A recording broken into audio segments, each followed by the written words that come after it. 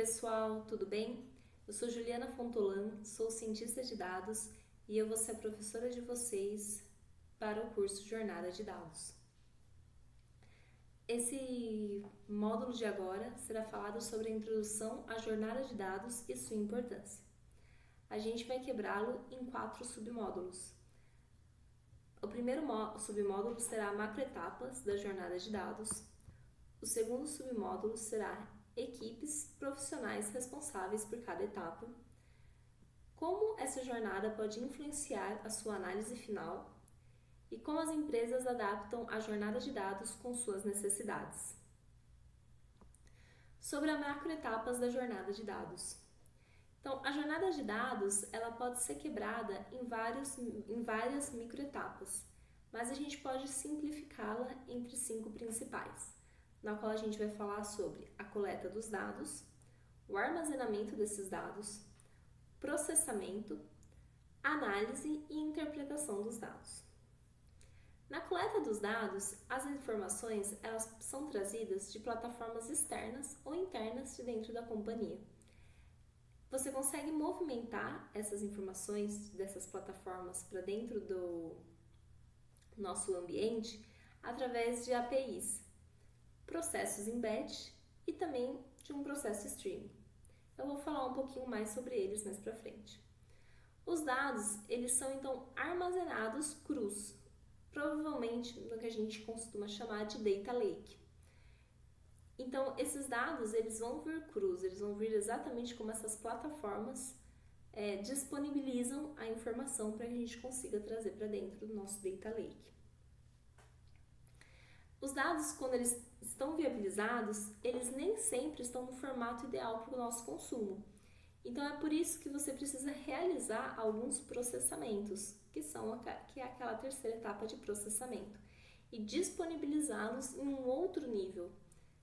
Normalmente, o que acontece é que você coleta os dados, armazena eles crus, faz um processamento para que ele seja mais fácil da sua leitura, que ele esteja no formato que nós iremos utilizar, e armazena novamente. Pode ser dentro do próprio Data Lake, ou pode ser em um Data Warehouse, um Database, em alguma outra camada ali, com esses dados já pré-processados e tratados. Ainda é interessante citar que existem algumas plataformas de CRM e ERP que consomem esses dados e aplicam algumas lógicas de negócio em cima dessas informações, trazendo mais contextos para elas serem utilizadas. Lembrando sempre que essas plataformas que vão consumir os dados, elas não estão consumindo os dados das nossas plataformas externas, mas sim do nosso próprio Data Lake. Então, novamente, após armazenado e tratado, você consegue conectar softwares de análise.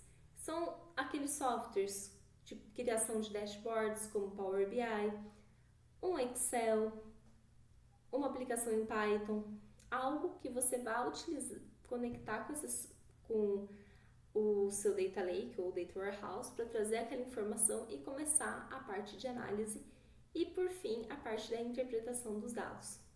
Dentro dessas etapas de interpretação de dados e análise, a gente também pode colocar a aplicação de algoritmos de AI e Machine Learning. Quem são as equipes, os profissionais responsáveis por cada uma dessas etapas que eu citei?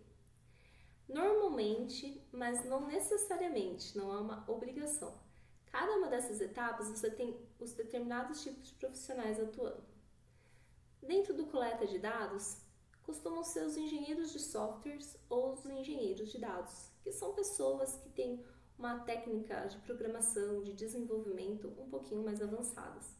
São pessoas que estão acostumadas, inclusive, a lidar com APIs ou outros tipos de softwares para fazer o consumo dessas plataformas externas. O processo de armazenamento é sob responsabilidade do engenheiro de dados. Dentro do armazenamento, lembrando, a gente pode ter 2 etapas. Pode ter essa primeira etapa da coleta dos dados crus, onde você vai armazenar e o engenheiro de dados vai determinar o local e também como vai ser a governança feita sobre isso. E uma segunda etapa após processar os dados, disponibilizando esses dados no formatos necessários. Dentro da etapa de processamento, a gente pode ter o engenheiro de dados, E também uma outra pessoa com um cargo que a gente chama de Analytics Engineer, porque muitas vezes, mesmo após feito esse processamento e disponibilizando os dados da maneira do formato mais próximo do que a gente utilizaria, o Analytics Engineer vai trabalhar em cima dessa informação, disponibilizando ele de uma maneira muito mais simples, organizada e com muito mais contexto de negócio, para que as outras equipes possam utilizá-la. Nas duas últimas etapas, que é a análise e interpretação dos dados, e vou incluir aqui Machine Learning e AI, normalmente quem está dentro desse processo vão ser os analistas de dados, os cientistas de dados e os engenheiros de Machine Learning. Como eu disse, isso é o que normalmente acontece nas empresas, mas cada pessoa pode acabar trabalhando e atuando em um nível diferente. Existem muitos cientistas e analistas de dados que acabam participando bastante desse processo, na parte de processamento. Existem engenheiros de machine learning que precisam consumir um determinado dado e acabam criando aplicações para consumir para dentro de um data lake. Não é o mais adequado porque acaba virando muitas vezes, acaba perdendo um pouco da governança dos dados e também acaba podendo deixar um pouquinho mais bagunçado tudo isso. Mas em algumas empresas acaba acontecendo por uma questão de urgência, precisa entregar um projeto e tudo mais. E como que a jornada dos dados, como que todo esse processo que eu falei para vocês pode influenciar na sua análise final? Por que ela é importante? Principalmente para a gente conseguir garantir a confiabilidade, a segurança e a governança daqueles dados. Quando você consegue estabelecer uma jornada com processos monitorados, com governança, quando os seus dados têm dicionário, você começa a garantir que as análises que ali estão sendo feitas representam um número real. Eles estão sendo criados baseando-se em regras e ainda com dados que estão sendo monitorados, que estão sendo revisados por outras pessoas. Então, a chance que aquela informação que você está analisando, a chance daquela informação que você está gerando, que ela represente a realidade da companhia, ela é muito maior. Além disso, graças a essa jornada de dados, a gente consegue ter o que eles chamam de pipeline de dados. A gente consegue criar um processo automatizado, com uma atualização constante dos seus dados. E o histórico das informações armazenadas também. Então, além de tudo, você consegue gravar as informações e ter o histórico daquelas informações. E um bom processo também garante que a gente não esteja infringindo nenhuma parte da LGPD, Lei Geral de Proteção dos Dados. Bom, e como as empresas, elas adaptam a jornada de dados com as suas necessidades. É importante dizer, que a jornada de dados de cada empresa depende muito do processo de maturidade dessa empresa. Assim como os tipos de análises também dependem do processo de amadurecimento de uma empresa. Uma jornada de dados, um pipeline bem feito, também vai ser definido através da maturidade daquela empresa, pois esse pipeline ele pode ser mais ou menos complexo, pode necessitar de ferramentas e ter um investimento maior financeiro na parte de tecnologia e profissionais ou não. Muitas vezes a empresa tem uma maturidade tão baixa que eles não veem vantagem em investir nisso tudo, o processo, tecnologia e profissionais, para conseguir disponibilizar essa jornada adequada. E isso não está errado, já que esse processo ele realmente deve crescer conforme a necessidade da companhia. Não faz sentido você gastar muito dinheiro com tecnologia e profissionais, sendo que a maturidade de dados de análises e de dados da sua empresa é muito baixa, as pessoas não utilizam. É muito difícil você ainda estabelecer aquela cultura na empresa.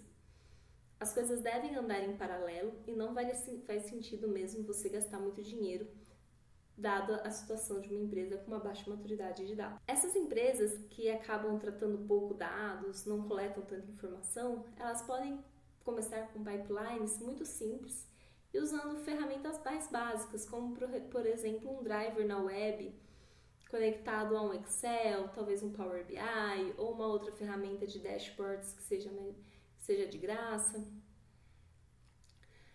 Ela não vai, por exemplo, precisar usar um cluster de Spark, que é super caro.